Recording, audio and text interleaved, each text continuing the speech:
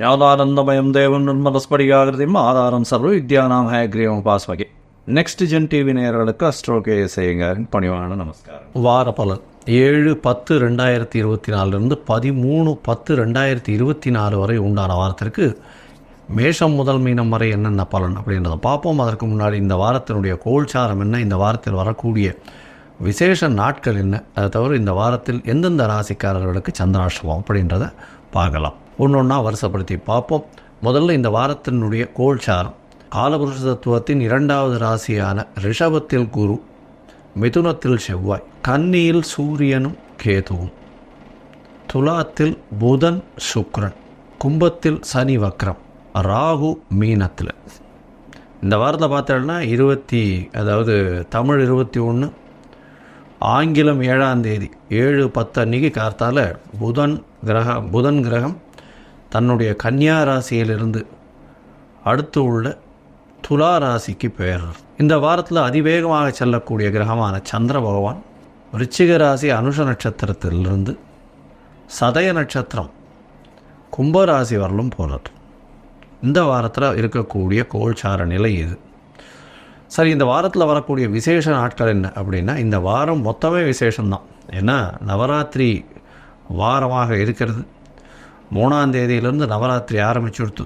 முதல் 3 நாட்கள் அப்படின்னு சொல்லக்கூடியது துர்க்கை அம்மனுடைய வழிபாடு மிகவும் ஏற்றமான காலகட்டம். அதற்கு பிறகு 3 நாட்கள் லக்ஷ்மி, அதற்கு பிறகு 3 நாட்கள் சரஸ்வதி. அப்படி 9 நாட்களும் 3 இவர்களும், அதாவது துர்கா, லக்ஷ்மி, சரஸ்வதியின் 3 தெய்வங்களையும் அதீதமாக கொண்டாடக்கூடியது. அதற்கு பிறகு விஜயதசமி கடைசி 10வது நாள்.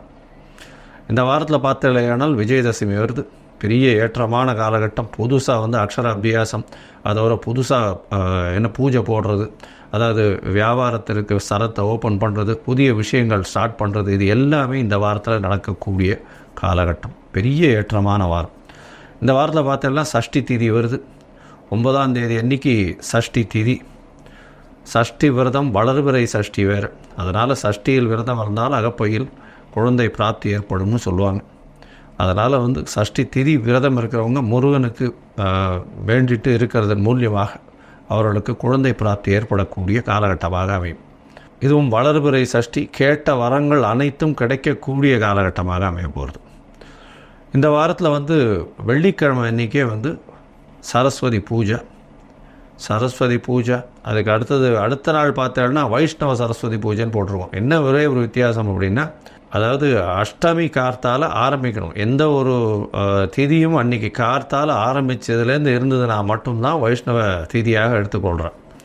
அதனால் பார்த்தேலையானால் சரஸ்வதி பூஜைக்கு ஸ்மார்த்த சரஸ்வதி பூஜை, வைஷ்ணவ சரஸ்வதி பூஜைன்னு 2 நாள் காட்டும்.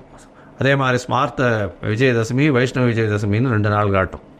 அதே மாதிரி பார்த்தாலேயானால் விஜயதசமி அன்னைக்கு எல்லா விதமான ஆயுதங்கள், பொருட்கள், எல்லா விதமான விஷயங்களும், உங்களுடைய உபகரணங்கள் எதுவாக இருந்தாலும் உங்களுடைய வாழ்க்கைக்கு உபயோகப்படுறது, உங்களுடைய வாழ்வியலில் அது கலந்து இருக்கக்கூடியது. அதை தவிர உங்களுக்கு எதுவும் ஹெல்ப்பாக இருக்கக்கூடியது, அதன் மூலியமாக பொருள் ஈட்டக்கூடிய விஷயங்கள் எதுவாக இருந்தாலும் அதற்கு பூஜை போடுவதும், வண்டி வாகனங்கள், இந்த கூர்மையான பொருட்கள், வஸ்துக்கள், இது எல்லாத்துக்குமே அன்றைக்கி பூஜை போடுறதும் எல்லாமே நல்லபடியாக இருக்கணும்னு ஆண்டவனை பிரார்த்தனை பண்ணுறோம். எல்லா விதமான விஷயங்களும் வெற்றிக்காக நல்ல வழி வகுக்கணும்னு வேண்டிக்கிறதும் இந்த விஜயதசமி ஆயுத பூஜையினுடைய வாழ்த்துக்களையும் என்னுடைய மூலமாக நான் இப்பொழுது உங்களுக்கு எல்லாருக்கும் சொல்கிறேன். இந்த வாரம் பார்த்தலையானால் ஞாயிற்றுக்கிழமை அன்றைக்கி ஏகாதசி வைணவர்களுக்கு ஒரு பெரிய விசேஷமான நாள். இந்த வாரத்தில் பார்த்தோம்னா அதாவது ஞாயிற்றுக்கிழமை அன்றைக்கி ஏகாதசி வருது. உபவாசம் இருப்பா. அன்றைக்கி அந்த உடைச்ச அரிசியில் சுஜ்ஜி மாதிரி பண்ணி சாப்பிட்றதும், அதை தவிர ஜீரா பிரசாதம் சாப்பிட்றதும், அதாவது வயசானவா, உடல் நலத்தில் சற்று பாதிக்கப்பட்டவங்க, அதாவது பேஷண்ட்டாக இருக்கிறவங்க, கர்ப்பிணி பெண்கள், இவாளுக்கெல்லாம் எக்ஸப்ஷன்ஸ் இருக்கும். இருந்தாலும் அவள் இருக்கணும் பிரியப்பட்டாலேயானால் இந்த மாதிரி விஷயங்களை ஒரே ஒரு வேளை சாப்பிட்டுட்டு இருக்கிறது பெரிய விசேஷம். அதை தவிர சகஸ்ரநாமம் கேட்டுருக்கிறதும், அதை தவிர பெருமாளுக்கு உண்டான நாம சங்கீர்த்தனை பாடுறதன் மூலியமாகவும் நல்ல ஏற்றம் கிடைக்கும். அதுவும் ஏகாதசி அன்னைக்கு. சரி, இந்த வாரத்தில் எந்தெந்த ராசிக்காரர்களுக்கு சந்திராஷ்டமம் பார்ப்போம். மேஷம், ரிஷபம், மிதுனம், கடகம், இந்த 4 ராசிக்காரர்களுக்கும் சந்திராஷ்டமம். சந்திராஷ்டமம்னா உங்களுடைய பிறந்த ராசியிலிருந்து 8வது ராசியில் சந்திர பகவான் மறைந்திருக்கக்கூடிய காலகட்டம்.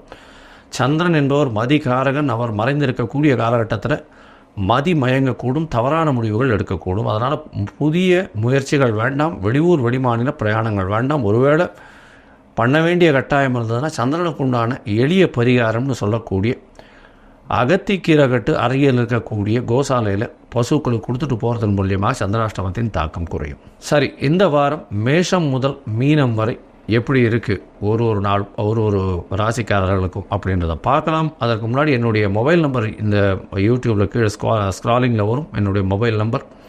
உங்களுக்கு அஸ்ட்ராலஜிக்கல் கன்சல்ட் தேவைப்பட்டதுன்னா எனக்கு காண்டாக்ட் பண்ணுங்க.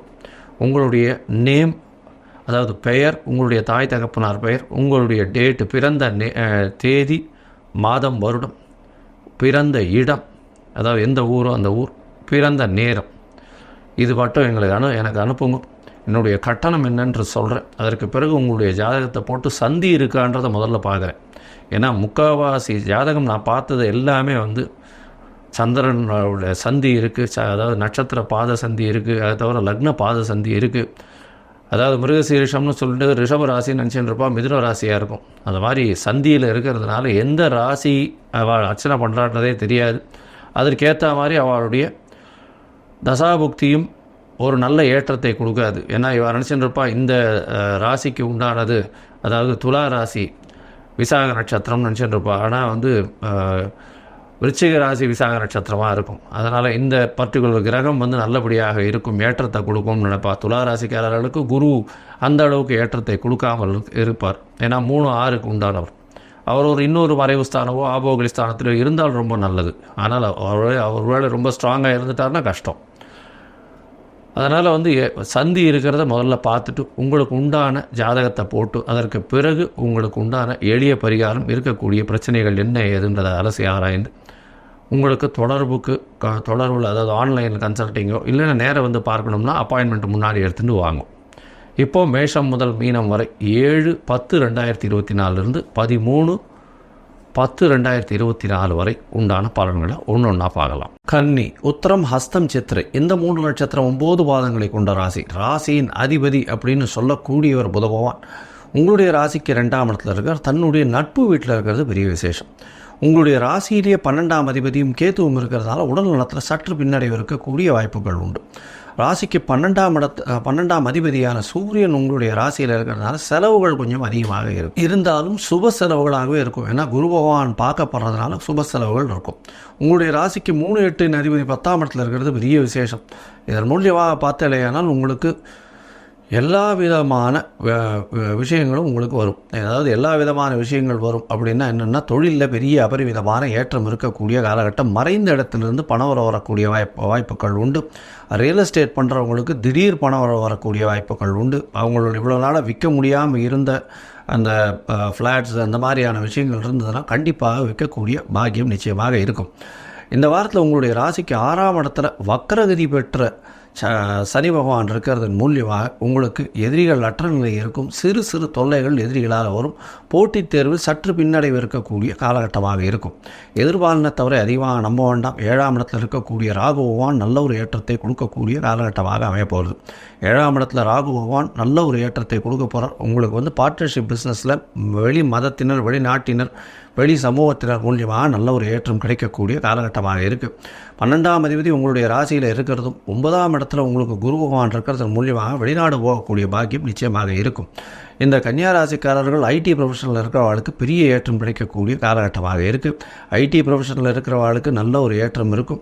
அதை தவிர பார்த்தாலேனால் இந்த கலைத்துறையில் ஆர்ட் டைரக்டர்ஸ் அவளுக்கெல்லாம் நல்ல ஒரு ஏற்றம் இருக்கும். கதை எழுதுகிறவா, கட்டுரை எழுதுகிறவா, கவிதை எழுதுகிறவா, இவங்களுக்கெல்லாம் பெரிய ஏற்றம் கிடைக்கும். புதிய ஆப்பர்ச்சுனிட்டி கிடைக்கக்கூடிய வாய்ப்புகள் உண்டு.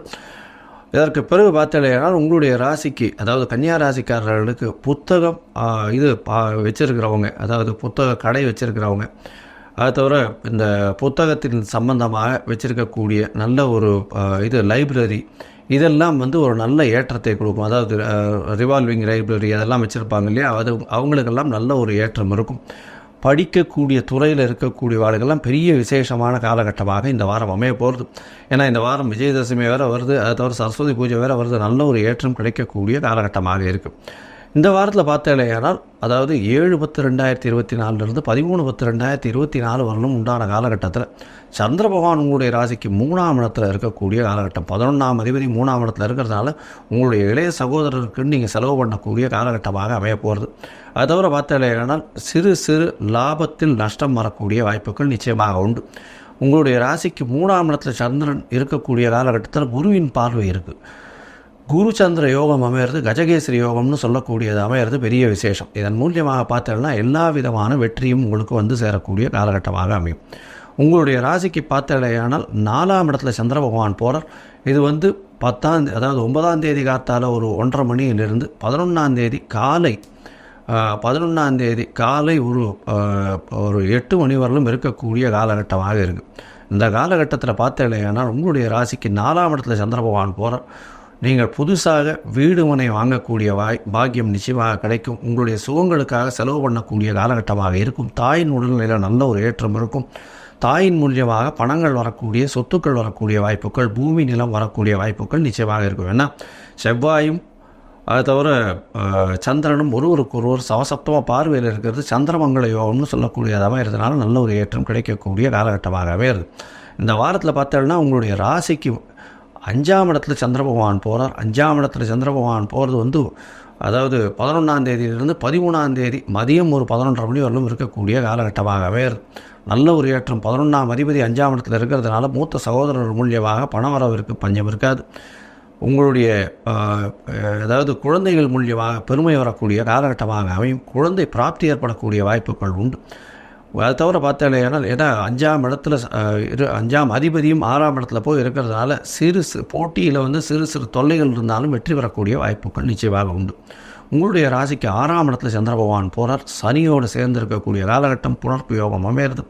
இந்த காலகட்டத்தில் வந்து போட்டித் தேர்வில் வெற்றி பெறக்கூடிய வாய்ப்பு உண்டு. அதை தவிர பார்த்தாலேயானால் உங்களுடைய ராசிக்கு 6ஆம் இடத்துல சந்திர பகவான் இருக்கக்கூடிய காலகட்டத்தில் நல்ல ஒரு ஏற்றம் கிடைக்கக்கூடும். புதிய கடன் வாங்கக்கூடிய வாய்ப்புகள் உண்டு. கடன் மூலியமாக புதுசாக வீடு மனை வாங்கக்கூடிய பாக்கியம் நிச்சயமாக இருக்கும். இந்த வாரத்தில் பார்த்தோம்னா கன்னியா ராசிக்காரர்கள் அருகில் இருக்கக்கூடிய நரசிம்ம பெருமாள், லக்ஷ்மி நரசிம்ம பெருமாளை போய் வேண்டிட்டு வர்றதும், அவருக்கு வந்து ஒரு துளசி மாலை போட்டு வர்றதன் மூலியமாக உங்களுக்கு வந்த பிரச்சனைகளும் வரக்கூடிய பிரச்சனைகளும் எல்லாம் தகர்ந்து போகும். நல்ல ஒரு ஏற்றத்தை கொடுக்கக்கூடிய வாரமாக அமையும். லோகா சமஸ்தா சுகினோ பவந்து. நன்றி, நமஸ்கார்.